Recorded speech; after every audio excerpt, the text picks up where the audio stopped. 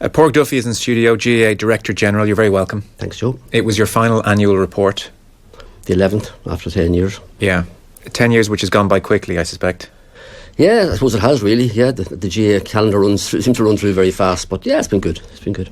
So some of the key things you mentioned today, we won't have time to touch on all of them. You mentioned compelling arguments for developing a tiered football championship. We'll come back to that. Dublin should not be split in two is the headline grabber. Is it? Yeah, okay. It seems to be. It seems to be, yeah.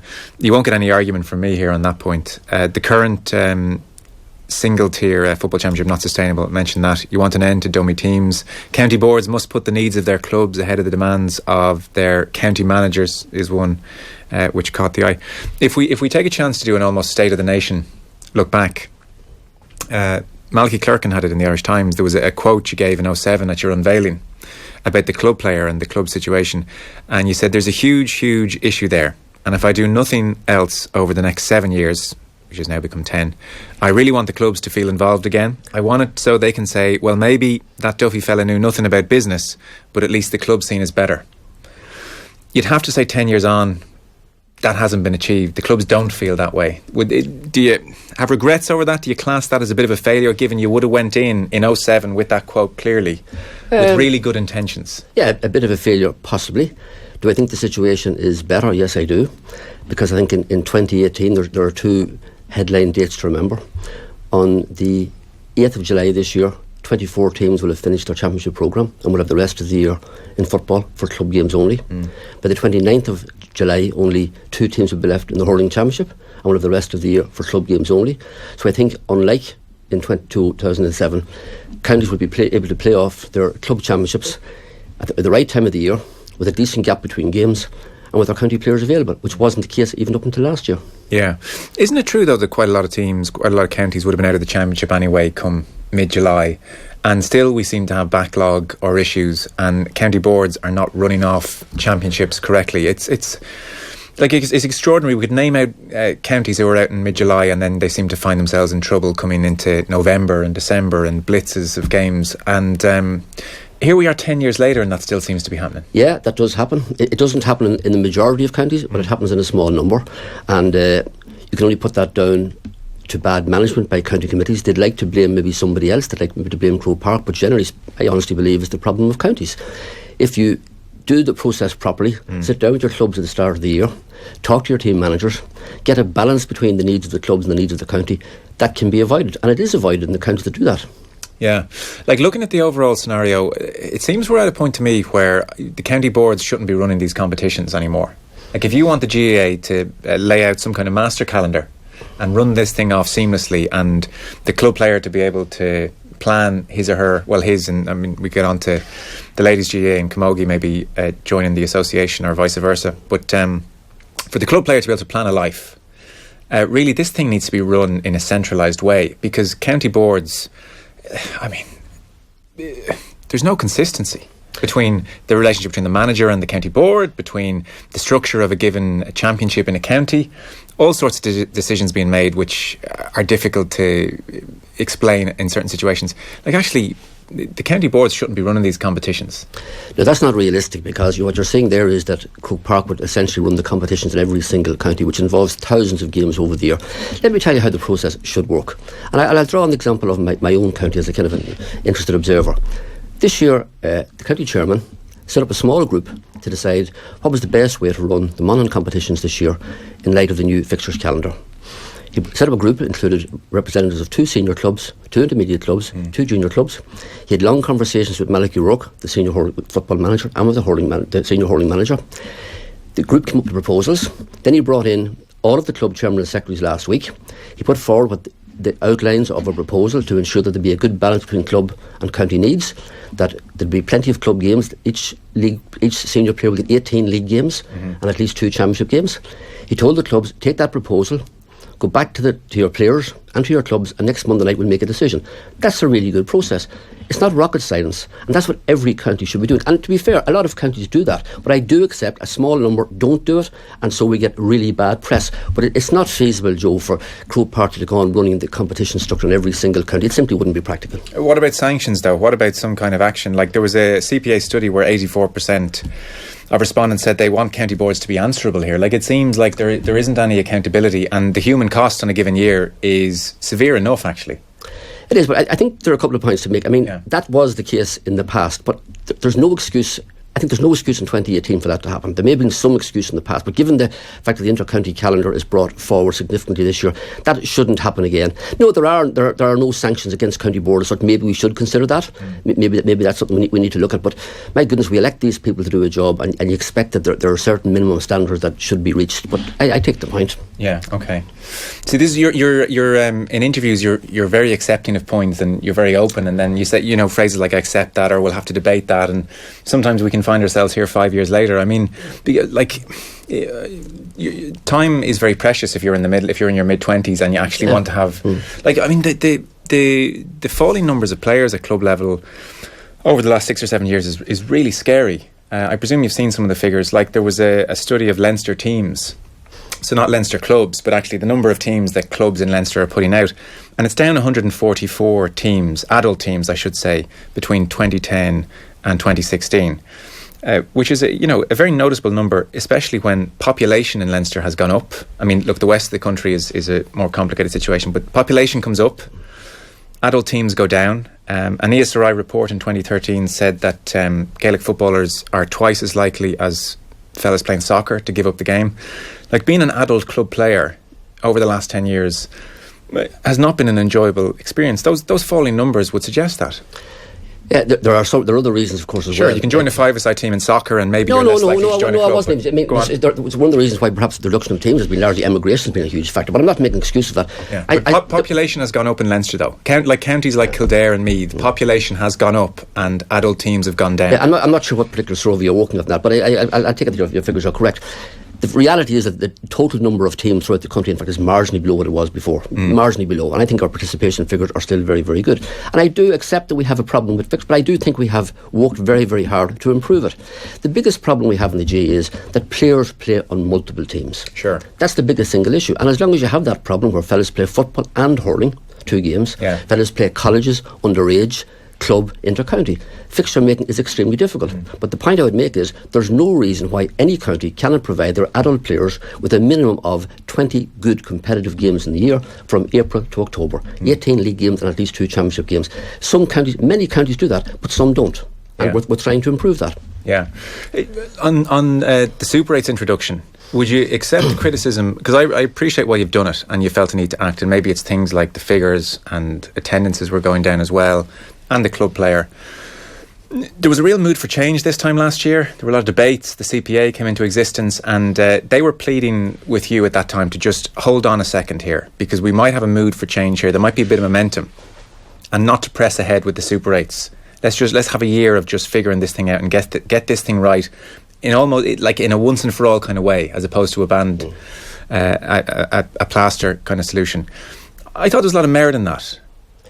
I met the CPA on at least, I think, 7 occasions. Yeah. And if the CPA had put forward proposals that we felt would have made a major difference, we would absolutely have been delighted to take those proposals on board. The one thing that we were agreed on from the very beginning was, one of their key demands, and one that we wanted to implement, was April for club games. Yeah.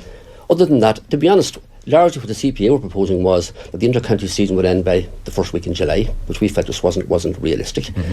For a whole new championship structure in terms of grades and so on, we didn't feel that there was any possibility of the proposals being accepted. When they came up with any good ideas, we tried to take them on board. Waiting for another year wasn't going to make any difference.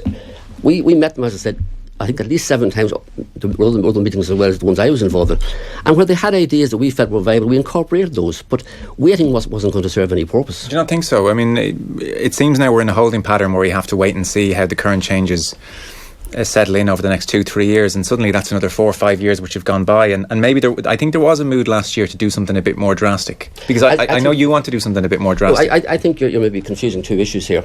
The issue of the round robin was to address one particular need. It was around the Senior Football Championship and how it operates. The fact that, for example, no disrespect to them, because that's the way the system was, Kerry could get to an Ireland semi-final by just playing Clare, Tipperary, etc. It was to try and create a situation where, in the last 8, the best teams would play each other, And number two, that we put more games into the provinces. That was the reason behind the change in the championship structure. It wasn't specifically to address the fixtures. The fixtures issue is a completely separate one, which we'll try to address separately.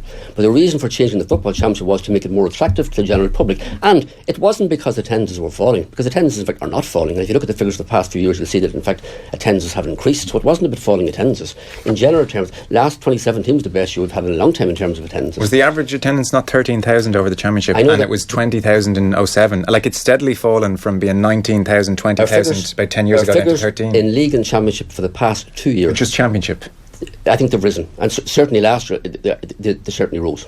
Absolutely. If they were higher the year before, simply because we'd not Ireland final replay, but take the replays out of it. Yeah. So, no, the study I looked, actually, I have to double check where it was, but certainly 07, you were up around 20,000 average championship match over 60 games, and it was down to 13 last year. I would accept we needed to improve how the championship looks on the public interest. But what I'm saying is that's not related to the issue of club fixtures. Club fixtures. No, it's a separate issue. That's almost, because we can get into specifics here and it becomes a nightmare. And I've spoken to several people in advance of talking to you, and it's amazing. Everybody has a different solution, and I'm sure you've one yourself. So it gets very complicated very quickly. So me and you almost need to take a step back.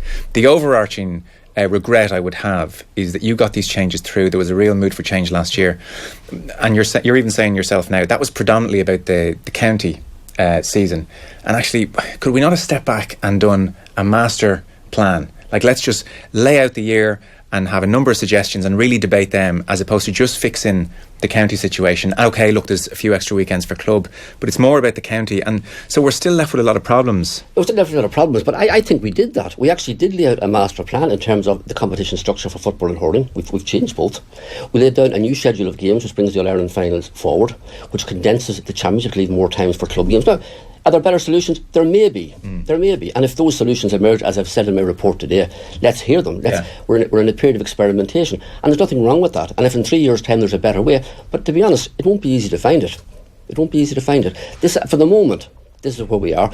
The one change I would have liked to have seen us making was to come up with a tiered championship in football. But the counties who would have been in the lower tier simply showed no interest. And until such time as they decide, well, we want to play in a tiered championship that we have a chance of success, that won't change. I think that will come in time, because they'll realise that... Well, you say it's not sustainable at the moment. I think most people think a tiered situation isn't sustainable. Like, there's 5 tiers in hurling. That we don't have 2 in football seems unsustainable, to use your word. I agree. I think that will have to come. But and how quickly can we get that in? As soon as the counties want it. The counties have to want it. They'll never want it. Like, you'll never have a Division 4 side saying, let's do this. Well, I mean... I don't understand that. I don't either, but players seem to want to get their shot at Dublin. Well... And so the players don't always know what... The players have their own very small view on the world. It's their own existence. I want my shot at Dublin. They don't know what's right for the association as a whole. Surely they have to be told, look, respectfully, there's 2 tiers, for instance, and the carrot for you is you get out of Division 2 or the B Championship, and you get into the main championship, even potentially that year at some knockout stage, whatever the specifics are. Like, is there no way to go around and actually talk to county boards and say, we've got to do this? Well, you're right. That's what the players said to us. They didn't want a tiered system. And if we didn't listen to the players, it would be said, the GAA has no respect for the views of its players. I don't think you can force a tiered system on players or on counties. I would like to think that they'll come to a point where they'll realise that a change would be better. But we're not at that point at the moment. And we are a democracy. When people want to change, we'll change. No, but you felt strongly enough to go against the GPA on these structures. So maybe you feel strongly enough to go against the Division 4 teams who might feel a bit put out. We did. We put 2 years ago, we put forward a proposal to Congress for a B Championship involving the 8 teams currently in Division 4. And the week before Congress, they all told us, we don't want it, we will not vote for it. See, maybe it has to have a few Division 3 teams in there. Is that not the more... Well, maybe so, but that's tricky, because, for example, at the moment in Division 3, you have a county like Armagh, for example. You have counties in Division 3 who are there perhaps on a temporary basis, who have aspirations, and perhaps they've won All-Irelands in recent years. These issues are difficult to resolve.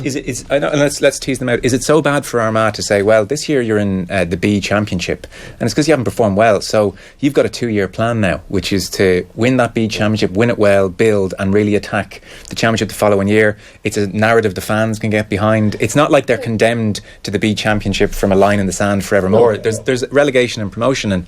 But when we looked at that tiered solution 2 years ago, and we asked counties for their views, because something like 16, 17 different proposals. There was none of them, not one, The one we thought that was the most popular one was the one that involved the Division 4 teams. And they said, no way, we're not having that. Look, we're a democracy, we have to do it, but we can't. I'm not a dictator. There are no dictators in this organisation. We put forward various proposals, but in the end, the counties have to agree to change. And to be fair, they did agree to change last year. They agreed to change the dates of the Ireland finals. They agreed to change the format of the Football Championship and the format of the Hurling Championship. And I do believe if we can, if in the future a proposal is acceptable to the counties for a tiered championship emerges, I'm sure that will go through. The alternative is we keep doing what we're doing and watching these absolute hammerings. Yeah, that's I don't like. That's one of the reasons why we wanted to change it. But I mean, look. To be fair, it doesn't happen too often. But one hammering is too many, and I prefer to move away from that. Yeah. Are you concerned about giving up some valuable real estate in September? 2 weeks? No. 2 weeks for the clubs. That's far more valuable. And far more important. The clubs get a chance to run their championships off. But you mentioned in the beginning about championships being run off like a blitz. I want to get away from that. I want players in club level to have a 2 week gap between their championship games to be able to prepare properly with our county players available to them. So you have to pay a price. Yeah, no, you do. And there's an argument, like, I mean, this championship it's a World Cup year. This could just go by in a whisker and the thing won't breathe and you get the fun of September. But look, you can't have everything. I asked that because in 2013 at the Congress up in Derry, wasn't it Derek Kavanagh who was suggesting moving All-Ireland finals, bring them forward by a week, and you at the time, it was in the Irish Examiner I was reading, stressed the importance of retaining the prominence in September. So have you had a bit of a and I'll tell you why, conversion here? Because I think this year's championship, because of the changes in the hurling championship and the football championship, we will have far more big matches all summer involving the big teams. In the past, it was said very often the championship didn't start until August. That won't be true this year. The championship will start in May. If you're a hurler, the Munster Championship, Leinster Championship, there'll be far more big games throughout the summer. And so I have changed my views, and because to meet the needs of the club, and because we'll have far more big games right through the summer. Okay, so you're prepared to sacrifice it in that extent. What's your ideal? Like, I mean, you're stepping away from all this now, so you're just a GAA citizen. Absolutely. So, I mean, like, can you take a step back and you look at the McGrath Cup with 3 teams in it and these preliminary competitions, and January is wasted. You have February and March the league. The thing with January is people need to keep a bit of perspective. January is about pre-season games. Sure, but if you didn't have those competitions, you'd play a challenge game. I know, but you can't draw conclusions on the McGrath Cup. But to develop the point, you then have a league. What is the value of the league? I mean, it's certainly improved and it's a great competition. But you have the league and then you have the championship, and so the net result is you have 7-8 months dedicated to inter-county, and that's unnecessary. Like, to have at this stage to have 7 months, 8 in some cases, and you got training around that, to have that much time of the year dedicated to county is too much. Like, these January competitions should be scrapped. Whatever system you want to use, and let's not debate that here, but some format whereby the league is a part of the championship and maybe the provincials are used as a warm-up tournament and you see how much teams care about them then or don't, whatever. The point is, we need to get from 7 months, one way or another. Like, if we're going forward, I'd put it to you, we need to get from 7 months of inter-county right down to 4 or 5. Otherwise, this thing, it looks to me to be unmanageable. So what are you suggesting? I mean, the pre-season competitions are at what they are, pre-season. Give teams a chance to, every sport has those. If you're a soccer player in the Premiership, you have 6 weeks of pre-season and so on. They're pre-season competitions, warm-up games. Season starts last week in July, January, first week in February. You have February, March, April's left for clubs. You've May, June and half of July, and the clubs take over from there on, by and large. That's a reasonable structure. If there's a better structure, I mean, it's fine to say, well, let's use the provincial championships as warm-ups. You try bringing that change in.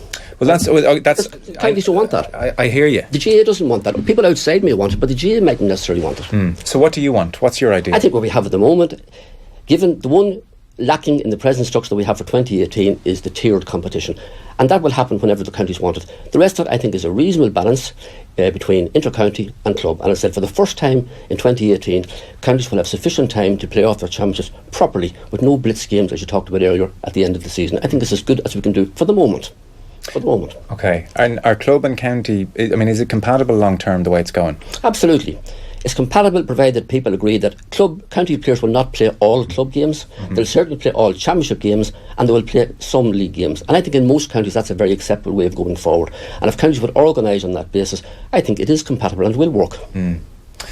I wonder, to be honest with you, like the way it's going, the divide gets bigger and bigger. It's just very difficult to police human behaviour. I really do wonder. I can only tell you from the experience that I know, and I'll explain how it works in my county.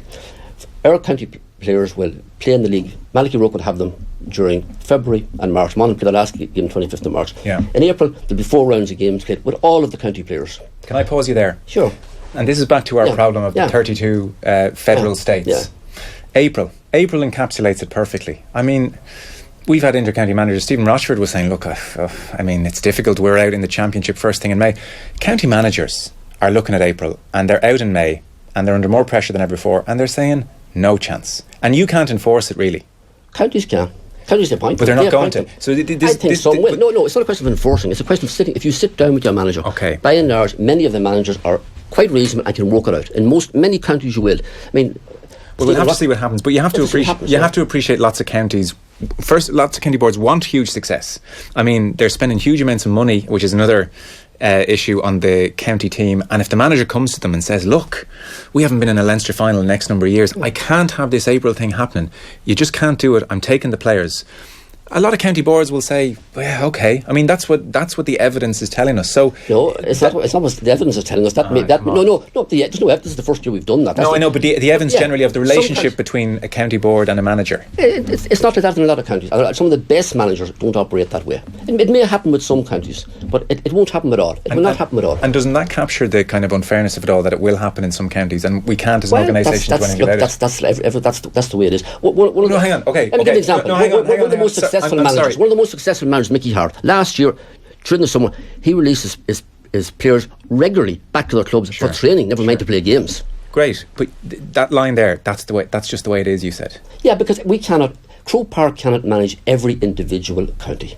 You can set the rules and the guidelines in some cases, rules in others. That's what we do. The vast majority of counties will walk to the spirit of those. And can we get to a point where Croke Park can oversee those county board decisions with more stringency?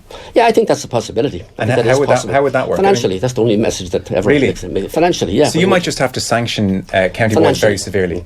Would you like to see that come in? If that's what it takes to do this, absolutely. Surely we're at that point. You know better after this year how this works this year. If you're saying that a lot of counties won't play the club games in April, if that was to be the case, the next step would be to financially, because they are not, some are more dependent than others, but they are financially supported by Croke Park, and it would be very straightforward. Yeah. And I think if that was necessary, I would do that. But I think this year will be better. Okay. Do you see professionalism coming in? It depends what you mean by professionalism. I mean, do you mean paid players? Yeah. No, I don't think so. I don't see it coming in. I don't think the GAA doesn't want it. That's the reason why. I mean, I think the association does not want to pay its players. It's made that very, very clear on numerous occasions. So I don't see it coming in. No. Someone was suggesting to me, like, say the Super 8s, if it beds down and is a great success. And look, don't get me wrong. Some of those nights are going to be brilliant. There's lots of great things about the best teams playing each other in the Super 8s. I'm absolutely supportive of teams who are at the similar level playing each other. It's great. Someone was saying to me this morning, I was chatting to them, like, potentially this beds down and say it's the same 10, 12 counties getting into the Super 8s all the time. Like, very possible to have a breakaway and say, look, we're bringing in most of the revenue here. We want a bit more than the guys in Wicklow are bringing in. I don't think so. Well, you don't think so? A breakaway? No, I don't think so, no. But looking for more money, you think that, is that, like, you feel professionalism is coming from one way or another? Everyone accepts the situation of the GAA, that you generate revenue. This is widely accepted. You generate revenue to develop the association in every single county. That's what we do. I mean, we invest our money on a needs basis in terms of infrastructure, in terms of coaching and so on. That model the amounts may be challenged. That model has never been challenged. I don't believe that will change. Okay. On the money issue, so like you drive through a lot of towns, you see very good pitches and facilities. So that's a great thing. I mean, numbers playing falling is an issue, but in some places, sure, but I make it close to 22-23 million spent on inter-county preparation in the year just gone by. It'll be ballpark. Like, so then you have to wonder, okay, the revenue 60 odd million, say at the end of 2016, like, it gets back to the question you raised today of ethos and what are we doing all this for? So are we just going to keep raising more and more money to pump more money into the preparation of inter-county teams over, say, a 7-month season, and the club player still feels a bit disenfranchised, and you wonder, we're just in this loop here of more money being raised and more money being spent on preparation, and you kind of think, well, it's just serving the minority. Yeah, one of the things that will happen this year is because the inter-county season is much more condensed, it actually should reduce the costs, because that's a positive. Yeah, I would prefer that less was spent on inter-county teams. A lot of the money they spent is around looking after our players, and that part I totally support. Sure. Yeah, I would prefer that less was spent, but teams want to be the best they can be, and it's not just the top teams. I mean, players have expectations in terms of travel, meals, player welfare, and so on. They have to be met. It is expensive, but I think that we'd like to see counties making sure they use the money properly and spend it properly. But I think that the shorter season will help. Maybe the balance is wrong, and the only way to reduce the cost is to have a shorter season. That's the only way to do that. Yeah. Okay. Well, then we're back to our 7 months, 6 months, 5 months. How much? I think the point to make is we have condensed the season. We've done that this year. I mean, we have condensed the season. You made the point yourself. September's been taken out of the equation. Yeah. But apart from that, the inter-county season is really condensed into May, June, and the first week of July. The main most of the games have been played by then. Yeah. Okay. Look, achieving consensus is never easy on all of that. The Sky deal has been a big part of your tenure. Yeah. No. Sure, yeah, go ahead, yeah. Yeah, okay. This is the one thing where the overarching vision of where the association is going is difficult for me to figure out. I look at it and I wonder, where are we trying to get here? What is it? Is it to make as much money as possible and maybe pay players? Is it to have just a rich club game and the inter-county game a part of that? The Sky deal I didn't understand. I couldn't get by the ultimate premise of the volunteers having to pay to watch the inter-county games, players they'd coached, for instance, playing in Croke Park, to have those games behind a paywall when we're not paying inter-county players. Like, the association seems to do quite well financially either way, and I just didn't understand that move, and I still don't. I can't reconcile the overarching ethos with that move. Well, the first point to make is that we show a huge number of games free to air. And I mean huge number of free to air. I mean 100 per year, whatever it is, TG Car, RT and so on. So we do provide a very good service in terms of terrestrial TV. I'll go back to the background to the Sky deal if you want to talk about that. I mean, originally the original process was around number one, making sure that our games were as widely available as possible to the diaspora. Yeah. This was a constant theme at conferences I attended, the government conferences in Dublin Castle and so on. How can we not see our games? We set out to do that. We did it in two ways. We set up GAA Go to make the games available on devices, iPads, laptops, computer stream games and so on. Yeah. And we had the opportunity to show the games, to make the games available to a large audience in Britain on Sky. That was the primary aim. The second aim, and this probably emerged more for the second deal, was that we put a value on our rights. We didn't feel we were getting the value for our rights necessarily, because there was really very little competition in the Irish market. And it certainly has enabled us to increase the value of our rights. But I want to make this point. The reason why that's important, revenue is important to us to develop the association. We're not like soccer or rugby. We don't have a World Cup. We don't have UEFA Championships where a dividend is paid back to competing countries and even non-competing countries. We're trying to promote indigenous sports from our own resources, to develop our grounds, to build new stadia. We've just finished one in Cork. We're heavily committed to funding one in Belfast. We have Croke Park. We're investing in coaches all over the country. We're trying to compete with the resources of two very well funded organisations. So we can't ignore the realities. And I think, I'd have to say this. I know there's one or two people never stop talking about this, but I meet GAA members all over the country, all over the year. And by and large, they understand the reason behind that. And we put it to Congress 2 years ago. There was a vote on it, and a very comprehensive vote. So I was happy. And if Congress had voted saying, no, we shouldn't do this, then we wouldn't do it. And when Congress decides to change it, we will change it. Yeah, I was very surprised Congress voted that through. I must say, genuinely, any time it comes up on the show, the overwhelming reaction from people is unhappiness with it. So I know you might be meeting people, and no, people would want everything. But did you remember? Like, look, it's terrible when people throw quotes at you from years ago that you've said. But they don't do that now. Well, I know. And look, it's great that you're in here and talking about these things. Yeah. But the Michael Moynihan quote from the GAA economics book is often mentioned. So that's 2013, where you were saying effectively you couldn't do it even if 10% of the population didn't have Sky. And you were saying there's a sense that the GAA belongs to everybody in Ireland, that it's in every parish and village, and that there'd be enormous resistance if we were to take the games off free to air, even though the majority of the population probably has access to Sky. And for me, that's the ethos, that's the attitude I want from the GAA. And I accept your point about revenue, but I think the GAA is doing very well from a revenue point of view. TV3 reportedly were in for the games, and is the Sky money going to make or break the association?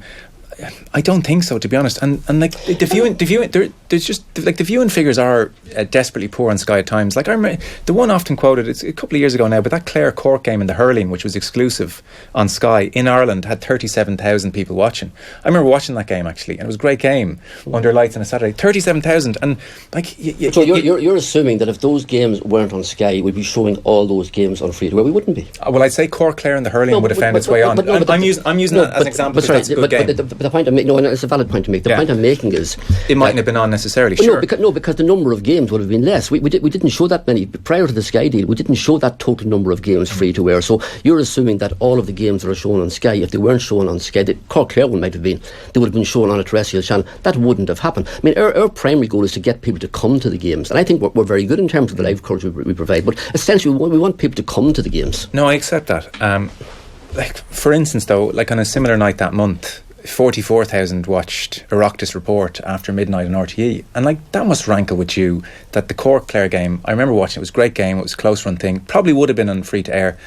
It's one small example. Like and like you came into studio when the Sky deal was initially announced, and I took the emigrants point, really an important one, you know, and the GAA Go service is really great when you're abroad. I mean, we've all probably used it, but like we've had UK emigrants in touch who from about 2009 were paying Premier Sports £10 a month, and they got all the games across the year. They got 100 games, and then Sky came in and the Sky games weren't on Premier Sports, and so you'd have to potentially pay your £10 to Premier Sports, pay your 30 quid to Sky, and equally the GAA Go service in the UK would not have Sky games on GAA Go.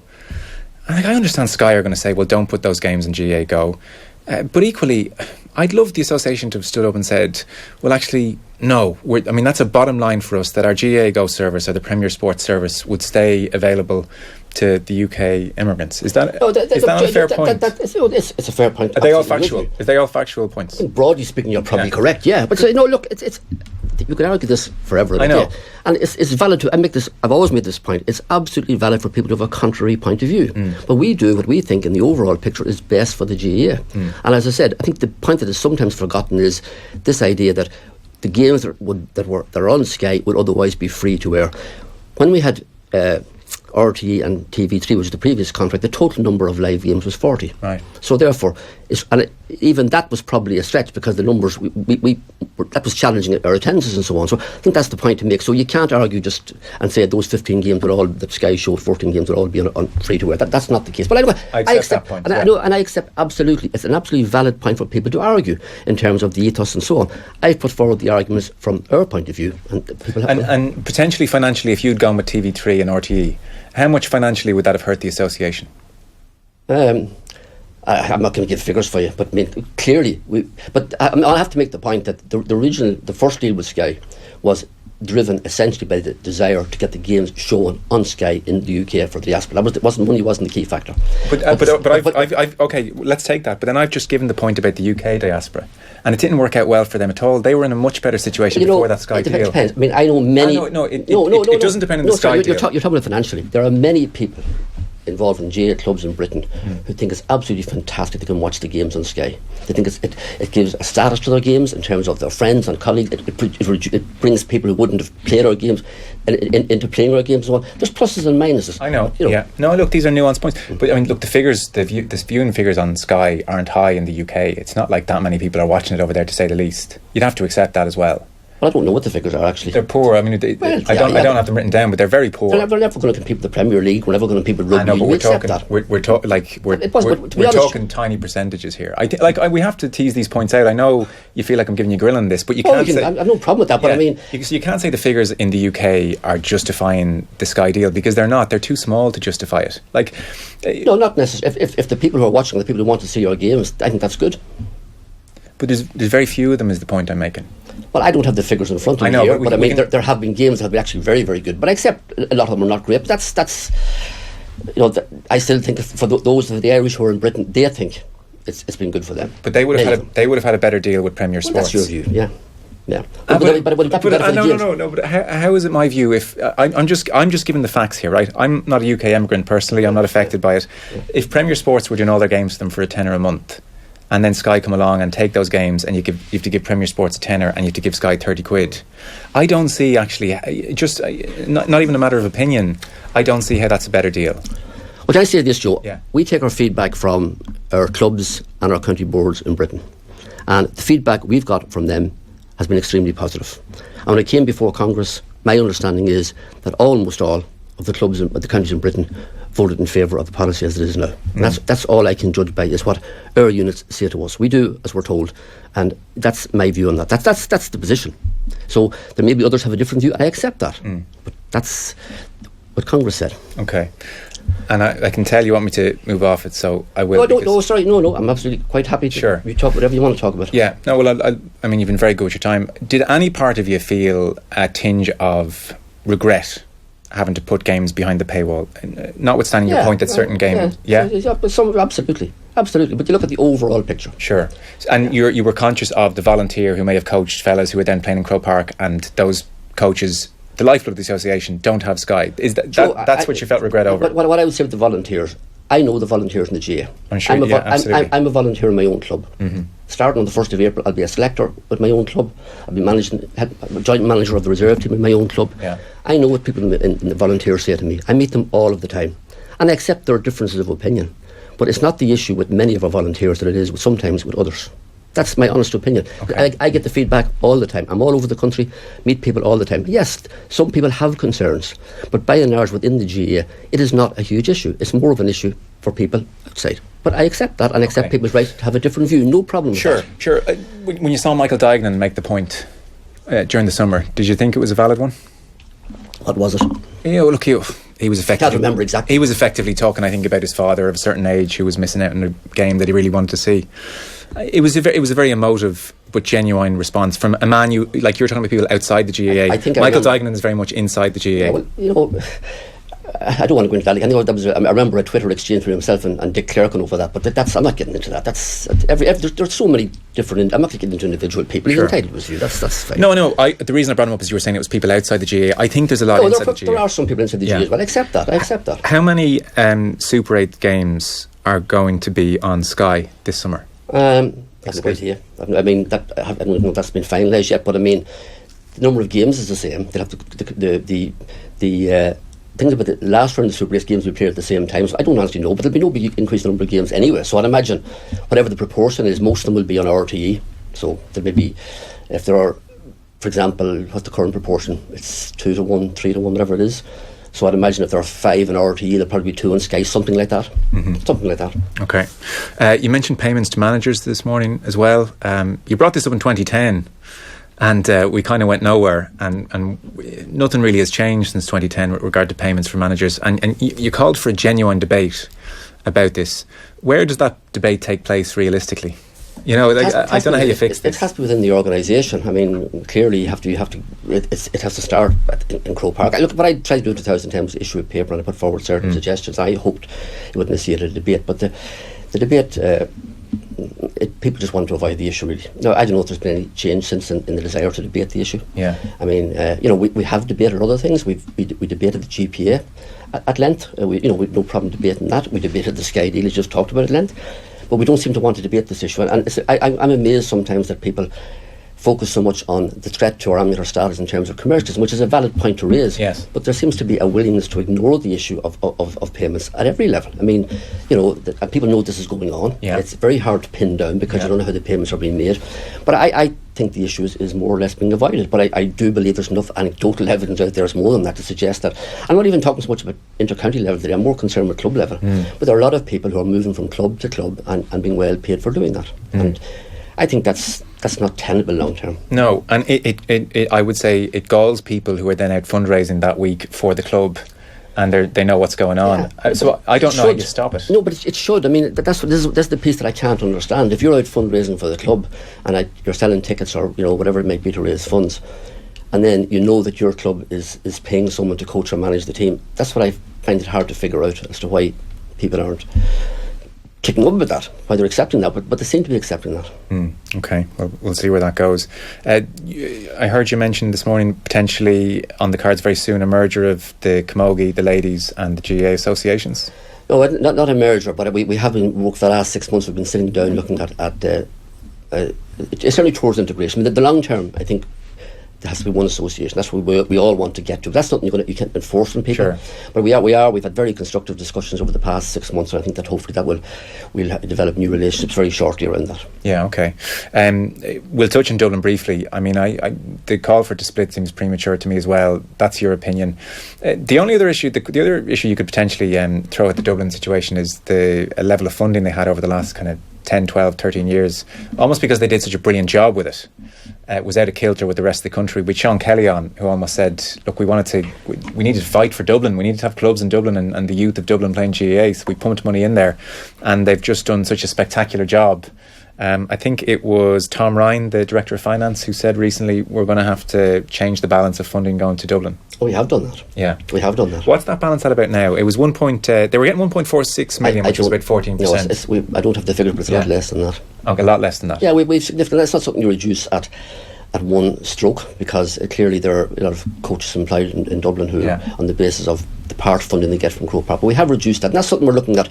I think we have got a better balance between what Dublin get and not only Dublin, what counties, I suppose, well-resourced counties get compared with the rest. But it's not perfect. It's not perfect. But the point I'd make is funding is important, but the reality is that the main factors in terms of how a county would perform is, first of all, population size and club size. If you take a county like Leitrim, Longford, even Cavan, Monaghan and so on, those counties with small populations, it's not funding that's the issue. It's the fact that they're picking from a small pool of players and a small number of clubs. That's what makes why Dublin are so much stronger. And not only Dublin are making the best of what they have, but other counties as well that have a lot of clubs and a lot of players. They have a big advantage, and that's the system that we operate. Yeah. On testimonials, finally, I see both sides of this argument. You're against them. You said that today. You don't want them happening. No, I didn't say it today. It wasn't mentioned today. But I'm against it on the basis that I think that players have no problem with a testimonial if the funds are going to a good cause. But I don't think it should be at the end of the day that a player retires and you have a testimonial, because I think it'll take funding away from. One of the problems with testimonials is it prevents a county or a club running other functions, and I just don't think there's a limited number of these things you can run. I think that if you are fundraising, it should be for the benefit of a unit or for the association in a county or a good cause or whatever. That's just how I feel about that. Yeah. Right, okay. So that's the difference for you between a testimonial and, say, a player getting a car or a player getting a boot sponsor, is that it takes away the opportunity to have similar functions to raise money for the county. Yeah. Okay. I don't have a problem with players earning from endorsements and so on, but I just think that a testimonial by its nature, where you have to encourage people to attend and put their hand in their pocket and so on, I think that's what I have a little difficulty with. Where would you like to be? What would you like us in 10 years' time then finally to be saying about the GAA, about the club player, about the championship structures, and how likely is all of that to happen? Look, I think in 10 years' time, I think the hurling championship structure actually is really good, and I think what we have in 2018 makes a lot of sense. I think it's tiered and it recognises the strengths of individual counties. I'd like to see in 10 years' time that in terms of the football, that we'd have some kind of tiered championship that gives everyone a chance to succeed at some level, be it 2 tiers or 3 tiers. I'd like to see that happening. But that has to come by agreement. That's tricky, and if it was easy to solve, we'd have solved it by now. And as far as the fixtures goes, I think we have an opportunity this year, if counties do their business properly, to make a significant improvement in terms of what club players get, and we need to implement that on an ongoing basis. And if there are better ways of doing that, we will do that. But at the moment, I think we're probably as good as we can be, bearing in mind some of the points I made earlier about players playing in multiple teams and so on. Which is, it just gets very complicated very quickly. Then I appreciate. And the CPA actually, or certainly a club. There should be a club players union. Like there should have been one for a long time. It always struck me. Would you like to see them being recognised and funded to give a voice to the 99%? The most important thing is that under the rules of the GAA, every club executive must have a club player on it. That's the first step. I'd like to see in every club in Ireland that the club players take up that spot. They do in a lot of clubs, they don't in others. That's the most important thing. And the reason for that rule being in the book is that players will have a voice in the running of the club. That's there at the moment. And so the first step is in every club that the players make sure that they have a representative on the club executive. That's the best starting point. Yeah, and well, not that you dodged the question. You make a fair point. Do you think though there should be an official union? I don't think there's a need for it. That's my view. No, I don't really. I mean, what I don't see what the purpose of it would be. No, I don't honestly see. I mean, if a group of players They're there at the moment, the CPA, and if they want, they know that. They hold their meetings in Croke Park. They're welcome to come in. They've had numerous discussions with me. I'm sure it'll be the same when John Horan comes in and my successor comes in. We're always willing to talk to them and listen to their views. I think that's fair enough. That's a matter for them. I have no problem with that. But in terms of a formal players' union, I think the existing GAA structures allow for that. I mean, I don't think you need that, really, to be honest. Okay. So your time is up with us, and in a broader sense, do you know what you're going to do next, aside from a bit of volunteering with the club? Well, that's what I'm going to do next. That's what I'm looking forward. Professionally, do you have any plans? No, I have no plans at all. No, I mean, I'm looking forward to getting back to Monaghan, back to be involved in the GAA in Monaghan only, and I'm really looking forward to that. Can't wait, to be honest. Okay, good. Well, enjoy that. Thanks, Joe. Thank you very much. Hey, hope you enjoyed that latest offering from Off the Ball. If you want to subscribe, and you should, check out just up here. All our latest stuff is just down here. Generally, knock yourself out.